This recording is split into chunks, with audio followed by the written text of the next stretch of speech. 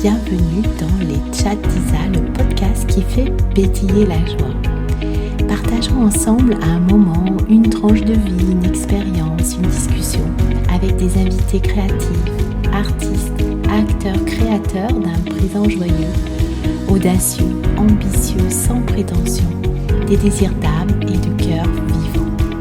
Les Chats d'Isa pour inspirer, faire écho, éveiller chez vous, chers auditeurs, votre élan créatif pour un présent et un futur au plus près de votre essence. Ben Kalam est un auteur, créateur d'haïkus et de poèmes magnifiques. Bonjour Ben. Bonjour, Comment vas-tu? ça va. Ça va. Et toi? Ça va aussi, je te remercie. Impeccable. Alors, je te remercie d'avoir accepté mon invitation. Je t'ai découvert sur Instagram, sur lequel tu Merci. partages ton art. Et donc, je vais te laisser te présenter et puis parler de ce que tu crées. Quoi dire? J'écris parce que j'ai envie, tout simplement. Et c'est un sujet, donc, par rapport à mes textes, soit les haïkus ou la prose, qui n'est pas grand public. Du coup, comme j'ai une vie de famille, etc., je préfère rester anonyme. Donc, c'est un compte qui est anonyme. D'où le fait que Ben n'est pas mon vrai prénom, on va dire. Et du coup, les haïkus, oui, c'est un art que j'ai un petit peu découvert en étant passé d'abord par le théâtre, et donc le théâtre d'improvisation, donc la connexion à soi et la spontanéité. Il a fallu que je travaille personnellement là-dessus, ne pas être dans les arrière-pensées, ne pas anticiper, il fallait être dans la spontanéité. Et les haïkus sont aussi cet art-là, donc de l'instantanéité. Et le fait que ce soit métrique aussi, ça m'a intéressé, ça m'a plu cette contrainte, mettre une contrainte dans l'écriture. Pour moi, ça me pousse à être plus créatif que juste de balancer un truc brut. Même si parfois je balance des trucs bruts et ça fait du bien. Mais c'est vrai que l'haïku, ça a cette particularité d'être métrique et donc de donner un challenge pour pouvoir booster la créativité, j'ai envie de dire. Qu'est-ce que c'est le haïku? Je connais pas. Tu vois, je découvre Alors, avec toi. c'est un poème court, donc de tradition japonaise. Donc en trois, le plus simple, c'est en trois lignes, trois vers, même s'il y a des formes plus longues où ça enchaîne. Et donc la métrique, c'est cinq, en en japonais, il parle de cinq temps. On va parler de syllabes. Donc cinq syllabes, sept et cinq. Ou alors à l'inverse, sept, cinq et sept. Ah oui, ça demande d'être très précis et très focus sur ce qu'on veut, sur ce qu'on souhaite faire Exactement. passer en fait, hein. Exactement. Donc c'est très très concis, ouais. Et donc, la base, la philosophie, c'est de faire transmettre une émotion plutôt que une émotion, une pensée. Bon, après, on a maintenant une forme d'haïku moderne en Occident qui des fois se dégage un petit peu de cette philosophie japonaise très, très drastique pour nous, on va dire. Oui, c'est drastique, je trouve. Oui, tout à fait. Qu'est-ce qui t'a plu dans dans cette expression courte et laser comme ça, et en même temps compter, puisqu'il faut compter le nombre de syllabes? Mais le fait de compter, ça donne un effort à faire. Donc, déjà, il y a le fait d'être obligé de faire un effort, de ne pas balancer deux, trois mots et débrouiller, comprendra qui pourra. Et le fait de faire naître une émotion chez l'autre, chez le lecteur, la lectrice. C'est ça aussi, le fait de me dire qu'en lisant, la personne en face va avoir en elle une émotion, ou va comprendre, ou va chercher à comprendre. C'est un truc qui me plaît pas mal. C'est un art que tu pratiques, que tu as d'abord pratiqué pour toi, et j'imagine. Et quelle a été ta motivation de le partager sur les réseaux? Alors, je suis passé d'abord par l'écriture, sans l'haïku, et puis au fil et à mesure, j'ai basculé vers l'haïku. Donc au début, cette motivation d'écrire, c'est de pouvoir m'exprimer, on va dire par l'écriture. Et, et ensuite, bon, je suis arrivé à cette forme-là. Mais c'était le fait aussi de donner, de faire naître quelque chose chez le lecteur et de pouvoir me reconnaître déjà, avoir une trace sur le réel de moi-même et donc en étant en interaction de l'autre, comme si l'autre était un miroir, quoi. Ouais. C'est souvent comme ça, l'art. On le fait d'abord pour soi, puis ensuite on a envie de le partager, comme pour se voir dans notre propre art. Et après, ben, si ça plaît, c'est encore, c'est comme du bonus en fin de compte. C'est cela. On partage ça avec l'autre. Est-ce que tu as des gens qui te répondent avec le même art? J'ai envie de te poser comme question. C'est arrivé. Alors, parfois les coups, parfois juste de la poésie, et parfois juste un simple commentaire, mais c'est arrivé qu'il y ait eu des réponses par de la poésie, quoi. Donc, parfois ça fait de longs commentaires et c'est pas plus mal. Et Ouais. parfois, du coup, ça incite à faire des collaborations. Il y en a eu trois ou quatre qui ont été pas mal, ouais. Qui sont D'accord, donc en fait, tu te dessus. répondu avec un autre artiste C'est et- ça. D'accord. Qu'est-ce que tu aimerais faire de cette œuvre? Parce que c'est quand même, il y a un récit derrière, on voit qu'il y a une suite. Tu aimerais en faire quelque chose ou tu as déjà fait quelque chose de ça? Alors, j'ai pensé à un recueil. J'avais commencé à faire un plan, une structure euh, pour faire un recueil.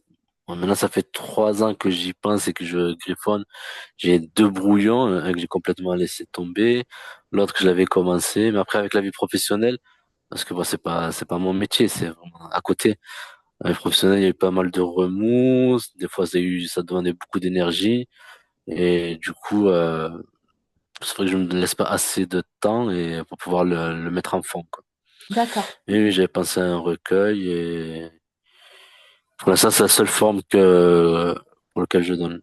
Même si je m'étais testé en mettant la voix, notamment en faisant des vidéos en voix off. Et pour l'instant, c'est vrai que c'est plus le recueil qui prend forme.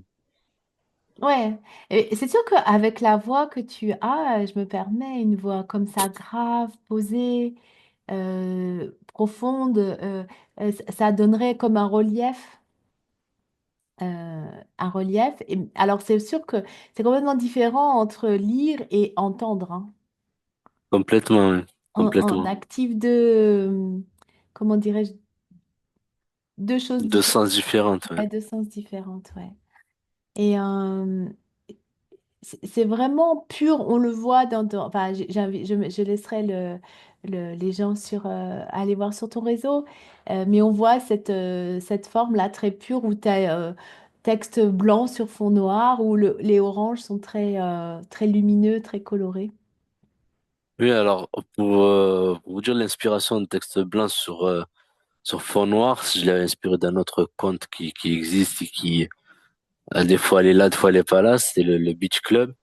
Et c'est vrai, cette simplicité m'avait plu, m'avait interpellé. Je me dis que, alors, déjà qu'à la base, j'aimais faire les choses simples. Alors, Oui, c'est pour ça que j'ai énormément du mal avec Facebook, par exemple. C'est la publicité de partout, des annonces de partout, des infos de partout, j'y arrive pas du tout. Et j'ai préféré Instagram par rapport à Facebook par rapport à ça. Et c'est vrai que, voilà, le style minimaliste, c'est un truc qui me plaît. Et du coup, je me dis, bah, c'était un petit peu la réponse, c'est ce que je voulais faire. ouais. Donc Bah, ce fond-là noir et ouais, je trouve que Instagram, justement, comme on voit toutes les vignettes, ça donne aussi un ensemble. Quand on va sur ton profil, on voit tout cet ensemble de petites vignettes avec ces textes qui sont. Alors, tu as les noirs, tu as les colorés, tu dis, bon, lequel je vais. Un peu comme des cartes. Tu vois, je verrais oui. presque comme un jeu de cartes où tu tirerais quelque chose. Alors là, je me suis laissé aller ces derniers temps, depuis le début de l'année, où je fais plus attention à mon feed. Je le laisse comme ça vient, comme j'ai produit mes textes et je les laisse. Donc à un moment donné, je faisais attention, je mettais du noir, et de temps en temps, je faisais attention à ce que la colorée arrive soit à gauche, soit à droite. Et j'essaie d'en faire trois par trois pour que ça puisse bien se caler. Actuellement, ça se voit, c'est comme ça vient et les gens prennent ce qu'ils veulent, quoi. C'est ça la création. C'est ça. Et tu disais que tu ne veux pas, donc tu souhaites pas partager publiquement avec ton vrai nom parce que tu veux pas que tes proches ou des gens que tu connais ou tes proches savent, mais pas des gens avec qui tu travailles, par exemple. Non, mais il y a aucun de mes proches qui connaissent ce compte. D'accord. Donc, complètement incognito. là, on rentre dans ton intimité vraiment. Finalement, C'est tu es un ça. personnage public que tu n'as, c'est ta partie intime que tu souhaites pas dévoiler à tes proches. Entre autres, oui. Après, voilà, je suis issu d'un milieu assez conservateur. Et donc, le contenu, on va dire, réservé pour public, c'est pas quelque chose qu'on a dans les repas de famille, on va dire. Oui, oui, oui, je comprends, oui. Donc, la sensualité, l'érotisme, c'est pas quelque chose du tout qu'on va aborder, aussi ouvertement, quoi. Oui, bien sûr, mais ça pourrait être. Oui, oui, oui, oui, je comprends. C'est Ce qui intéressant de fait. voir cette double intimité. Tu vois ce que je veux dire? C'est Oui, oui, oui, intimité en toi et intimité dans ta sphère très, très proche, quoi. complètement, ouais. En tout cas, je te remercie du coup d'avoir accepté mon invitation parce que pour toi, c'était aussi, on en avait parlé, hein, c'était quelque chose qui, euh, tu n'as pas envie d'être reconnu comme et vu par justement garder cette forme d'anonymat. C'est ça, je préfère que mon travail soit reconnu plutôt que ma personne. Hmm. Oui, mais derrière la création, il y a le créateur. Oui, certes, certes. Certes, c'est vrai qu'après, ça aide à interpréter. Il a voulu dire ça parce qu'il est comme ça, parce qu'il est comme si. Ah oui, Mais d'accord. je préfère que la personne s'approprie le texte et puis qu'il en fasse ce qu'il veut, quoi. Oui, oui. Il interprète à sa façon. Pour moi, c'est plus libre, c'est plus parlant que de dire, ah, mais il a voulu faire ça. Donc, c'est vraiment sa façon. C'est la seule interprétation qu'il peut y avoir. Euh, Chacun peut Ouais. avoir une interprétation d'une chose et c'est ce qui fait la beauté de l'art et la beauté du vivant. Bien sûr, hein, ben oui, on a chacun notre prisme et notre personne et en fait, l'art passe à travers nous. Et d'ailleurs, c'est intéressant ce que tu dis parce que tu vois, aujourd'hui, moi, j'ai une remarque personnelle où la personne a déduit de mes textes un trait de ma personnalité alors que c'est pas du C'est tout ça. complètement faux. Et absolument faux, complètement faux et pas du C'est tout en ça. plus. Et alors, c'était intéressant parce que je me disais, ah, qu'est-ce que ça me fait? Alors, je me suis dit, ah, ben, il doit parler de lui, je pense. Oui, c'est possible. Des fois, on se reconnaît dans les textes, on se reconnaît dans les choses. Oui, c'est Après, ça. parfois, des fois, pour pouvoir écrire plus librement, on s'imagine des personnages, on s'imagine des trucs, pour pouvoir être plus dans la fiction.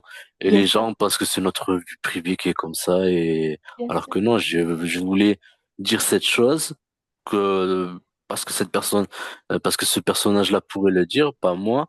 Et du coup, je la note et elle prend forme de cette façon-là. bien sûr. Euh, une autre autrice, euh, parfois, elle écrit de la gaieté, de la déprime, et qu'elle pleure. C'est à s'y méprendre, par exemple, où elle va dire qu'aujourd'hui elle a pleuré, etc. Donc les gens vont la plaindre, mais oh désolé, non, mais en fait c'est de la fiction. J'ai pas pleuré dans ma vie. Et Non, tellement. Ouais. c'est Mais le c'est comme si personnage qui a pleuré. l'actrice qui joue, je sais pas, un rôle dramatique, elle meurt à la fin, ben, elle n'est pas morte pour de vrai, elle a joué le rôle d'une femme qui meurt à la fin. Tout à Donc, fait, ouais. c'est ça l'art, hein. C'est aussi faire vivre quelque chose, un sentiment.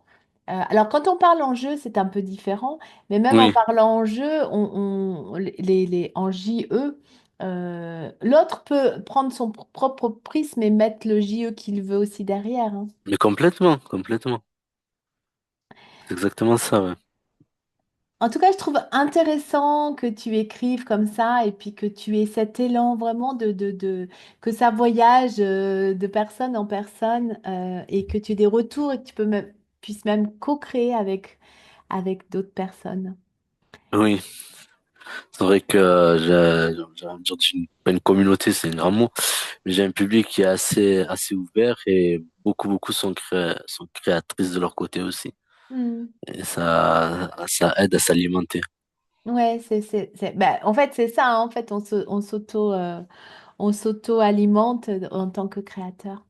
Comment tu vois du coup justement l'évolution de cet art? Est-ce que tu as déjà une idée vers quoi tu aimerais aller? Est-ce que tu as des désirs par rapport à ça ou tu te laisses porter? Tu me parlais de ton fil Instagram là, tu t'es laissé porter vers quelque chose de moins esthétique mais peut-être plus vrai, plus spontané. Oui, enfin, la prose, c'est vrai que des fois je me mets à écrire, c'est plutôt brut et ça part et ça part et ça part. Et à un moment donné, je me dis bon, maintenant il faut peut-être clôturer et j'imagine une chute et une fin et du coup ça met c'est la feuille qui tombe quoi. Et mais sinon c'est vrai que je pourrais faire de longs textes. Alors je vais pas dire du roman parce que ce serait un travail acharné et bon, j'ai pas toute la semaine pour pouvoir écrire. Mais oui, de la fiction, ça, c'est un truc qui me plairait, ouais. Ou même, pourquoi pas des scénarios de court-métrage. Mais Oui, pour l'instant, c'est cette forme-là, que ce soit court, par rapport au temps que j'ai, c'est un truc qui me va complètement. c'est intéressant. Ben, je voulais te poser une autre question et puis c'est passé. Ah, Comment te vient justement cette créativité? Comment te vient l'inspiration? Est-ce que c'est des scènes que tu vois dans ta vie quotidienne? Ou est-ce que d'un coup tu te sens traversé par une idée et il faut que tu écrives dessus? mais c'est un tout. C'est comme tu as dit, des fois c'est donc une vision dans la vie quotidienne, donc comme un cliché, comme si je prenais une photo de l'instantané, quoi. Et tiens, ça serait bien à creuser, donc comment je pourrais le creuser? Quelle histoire on pourrait imaginer derrière hein, ces mots-là, ces mots-là, ou parfois c'est parce que ça vient tout de suite et il faut que la formule elle me plaît, il faut que je la note. Ce qui est dérangeant, c'est que souvent ça m'arrive quand je vais me coucher. Donc je me dis bah, faut pas que je l'oublie, faut pas que je l'oublie, mais tu vois, Tu c'est l'oublies. voilà forcément. Alors, en Ah, plus ça, je le c'est rageur. travaille, je me dis je vais le mettre comme ça va faire 3 lignes et puis bah Tu au réveil il retrouves y a plus ça. rien. Ouais. Il y avait une astuce, c'était d'avoir un carnet sur la table de chevet. Et moi, c'est ce que j'ai jamais fait. Enfin, j'en avais un, mais il est pas resté longtemps. Ou alors de le noter directement dans les notes, tu sais, sur le Sur téléphone. le Mais quand je vais me téléphone. coucher, j'ai éteint le téléphone, parce que sinon, c'est invivable. Du coup, pour l'instant, c'est du perdu. Ces moments-là, cette inspiration-là qui vient au moment d'aller se coucher, jusqu'à aujourd'hui, c'est perdu. Ouais. Tu sais, je partage souvent cette référence. Euh, Il y a une autrice, celle qui a écrit Mange, prie, aime, qui a été Oui, transférée en film. Je vais trouver son nom. Gilberte, je me souviens plus son prénom. Elle écrit sur la création et en fait, les créations, par exemple, tu vois, Ben, elle va pas chez toi parce que toi, tu viens de te coucher et tu dis, oh non, flemme, je me relève pas pour écrire ou j'ouvre pas mon téléphone. Et ben, l'idée, elle va aller trouver un autre, en fait. oui, Elle a sa propre vie. Il paraît que les idées comme ça, elles ont leur propre vie. Moi, je trouve ça intéressant, tu vois. Et par exemple, elle va aller chez un autre poète et ça va prendre une autre forme puisqu'il y a le prisme oui. de l'individu. Et il y a comme ça des œuvres qui ont sauté, tu vois, de personnes ou comme, je sais pas si ça t'est déjà arrivé de dire, ah oui, moi aussi j'avais eu cette idée d'écrire là-dessus et puis je l'ai pas fait. Oui, oui, donc c'est en gros, elle a trouvé son réceptacle, quoi. Exactement. Et en fait, l'idée, tu vois, bah, par exemple, maintenant que tu les as publiées aussi, enfin, c'est pas qu'elles t'appartenaient, mais toi, tu as juste été un messager, tu vois, et puis Oui, un transmetteur. Puis maintenant, ton poème, il a sa vie, tu vois. c'est ça, c'est ça. Il nous appartient plus, il appartient au public, quoi. Ouais, c'est ça. Il a pris forme, il a été créé et il va aller peut-être inspirer d'autres gens ou faire des commentaires ou on sait pas. Et moi, je trouve ça beau que l'idée, elle soit finalement comme humanisée. Mais c'est ça, c'est exactement ça. C'est en gros comme pour le sommeil. Donc, dès qu'on parle de Morphée, on parle sommeil. Finalement, le sommeil, personne ne le fait d'un Morphée. Quand on a des insomnies, on engueule Morphée parce qu'il n'est pas venu. C'est un petit peu cette idée-là. C'est vrai que c'est pas mal comme idée. Oui. Mais cette idée qu'effectivement, ça nous appartient plus, ça appartient au public, ça me rappelle une question qu'on avait posée à Rita Kateb pour son film sur le fil. Où la personne qui l'interroge, il dit oui, à un moment donné, il y a une roue qui passe derrière. Or, le pitch du film, c'est une artiste de cirque, donc c'est un cirque un petit peu ambulant, notamment ils le font aussi dans les rues, c'est une acrobate, et elle a un accident. Elle a un accident, il faut qu'elle se réinvente, et elle devient clown, donc pour les hôpitaux, dans les hôpitaux pour enfants. Et donc il y a une roue, avant qu'elle, donc elle a l'accident, avant qu'elle choisisse une autre voie, il y a une roue de cirque qui passe derrière. Et on lui dit, est-ce que vous avez mis cette roue-là pour symboliser la roue du destin, c'est le destin qui tourne? Et Reda Kateb, il était là, mais les bras ballants, ah mais pas du tout, pas du tout. La roue est passée par là par hasard. Donc comme il a fallu filmer entre deux averses et c'était les dernières minutes du tournage ce jour-là. Donc, quand ça commençait à ranger, la roue est passée, ça gênait personne, ça dérangeait pas. Donc on l'a laissé. Mais si vous l'interprétez, pardon, si vous le voyez comme ça, si c'est votre interprétation, pourquoi pas? Le film vous appartient maintenant. Le film vous appartient et c'est un petit peu ça. C'est Depuis tout à l'heure j'ai hésité à en parler, mais effectivement ça me fait penser à ça. Ouais. Ah, tu vois, j'ai regardé pendant qu'on discutait s'il y avait un dieu de l'écriture. Tu vois, je m'étais jamais posé la question. Eh ben oui, oui, apparemment. Alors, je suis sûre que ça va te parler. Je sais pas pourquoi. Thoth. Ah. Ah, je le voyais pas dans l'écriture. Ouais. Moi non plus. Je suis très Ouais, surprise. Oui. ouais. Thoth est dans la mythologie égyptienne, le dieu lunaire de Khéménou, en Moyenne-Égypte. Il est essentiellement le dieu de l'écriture et le scribe des dieux au savoir illimité. Voilà, pour moi, c'était un savant, quoi. Mais c'est vrai que savant, écriture, ça va de pair. Ouais, c'est Mais intéressant. oui. Tu vois, donc en fait, quand on va dire à Todd, quand il nous envoie des idées, non, pas maintenant, reviens demain. Mais bon, Ouais. je me risquerai pas trop. J'ai pas envie de voir des choses bizarres après. Des Ah. scarabées dans mon sommeil ou des chats qui apparaissent à la fenêtre. Oui, mais Todd, c'est quand même un personnage, enfin, on ne sait pas s'il a existé, mais c'est un personnage très important hein, pour tout le Oui, bassin. complètement. Oui. Est-ce Complètement. Non, mais je dis ça parce que ça me fait penser à la série qui est sur Disney+, la série Marvel. Non, j'ai oublié son nom. Où justement le personnage est pris de schizophrénie et il est en prise avec un dieu égyptien. D'accord, je ne Et connaissais pas. Ouais, c'est pour ça que tu dis ça. c'est pour ça, ouais. Oui, mais alors Todd, ça veut dire trois fois grand, donc normalement, il doit pas te... Il doit être cool. Bon, ouais, ouais. Ouais. Bon.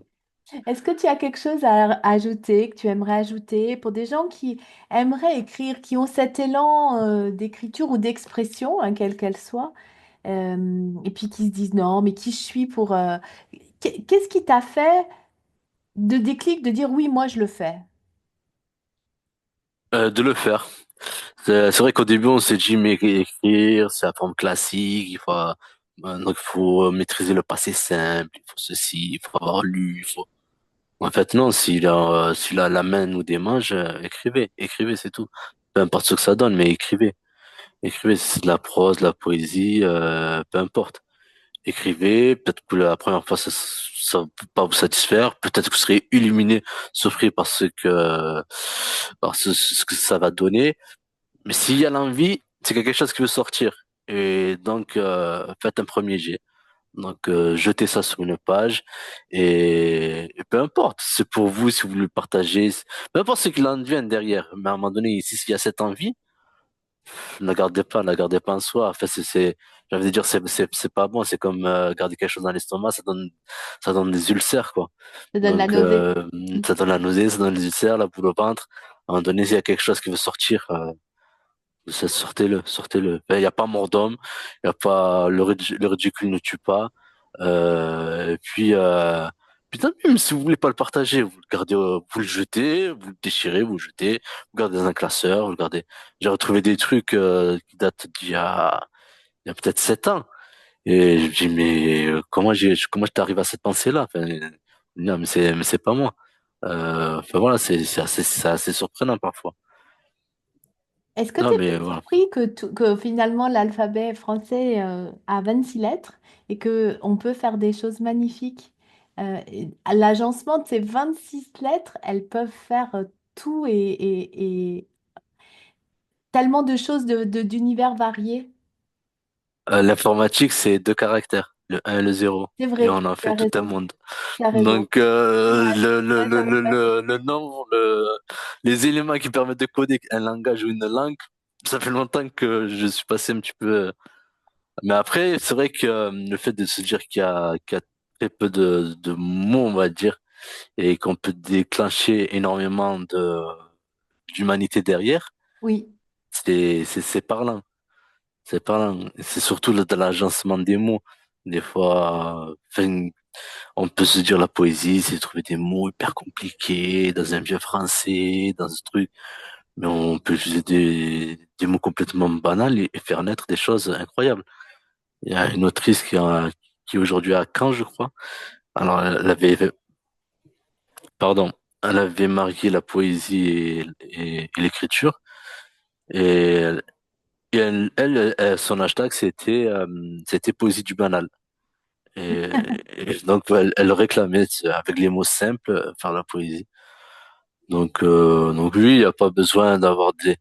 alors que même si ça se sent dans la forme, mais il n'y a pas besoin d'avoir fait des études de lettres ou quoi pour pouvoir être légitime à écrire. Tout le monde est légitime.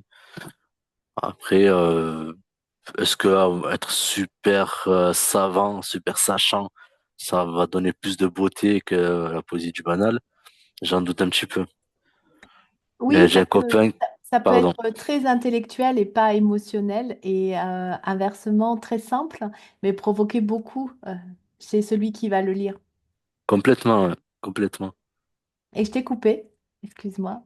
Je sais plus où. Oui, j'ai un Oui, j'ai copain un qui me copain. disait que, oui, qui est très grand lecteur, donc de romans historiques, des fictions, etc. Et que lui, par exemple, il supporte pas ce qu'il appelle la pédanterie. Il me Hmm. dit faire des phrases à rallonge juste pour faire des phrases, juste pour mettre les mots et faire passer son savoir, ça l'intéresse pas du tout. Alors que même lui, aujourd'hui, s'est remis à écrire. Et alors, il est historien de formation. C'est assez impressionnant qu'il se met à écrire. Mais c'est vrai que ce côté-là, de dévoiler juste pour... Alors si c'est un côté ludique, juste pour jouer avec les mots, jouer avec les sons, les syllabes, etc. Et ça fait naître du coup quelque chose, même si c'est un sourire rictus, ça fait naître quelque chose. Et c'est juste pour étaler sa science. Où est l'intérêt? Où est l'intérêt, à part de se montrer? Enfin, Oui, il faut de après, si faut de ça permet de l'éloquence. décrocher des thèses Ouais, ouais, ou bien sûr. et encore, je parle même pas d'éloquence, encore l'éloquence, ça Ouais, reste encore autre ouais, chose. Et là, sur mon chapeau à ceux qui le maîtrisent. ouais. Est-ce que tu Donc, voudrais ajouter quelque chose, Ben, à notre rencontre? non, non, enfin, agréablement surpris par cette expérience. Encore merci pour l'invitation. Merci à J'étais toi d'avoir surpris. accepté. Donc, j'ai été surpris de l'invitation déjà. Et du coup, très belle expérience. Ben, je te remercie. Et puis, ben, on va souhaiter une belle journée à nos auditeurs. Et puis, ben, écoute, à te suivre vraiment sur ton travail. Merci beaucoup. Merci, belle journée. Merci de même. J'espère que cet épisode vous a plu. Retrouvez toutes mes actualités sur www.isabelleleroy.com.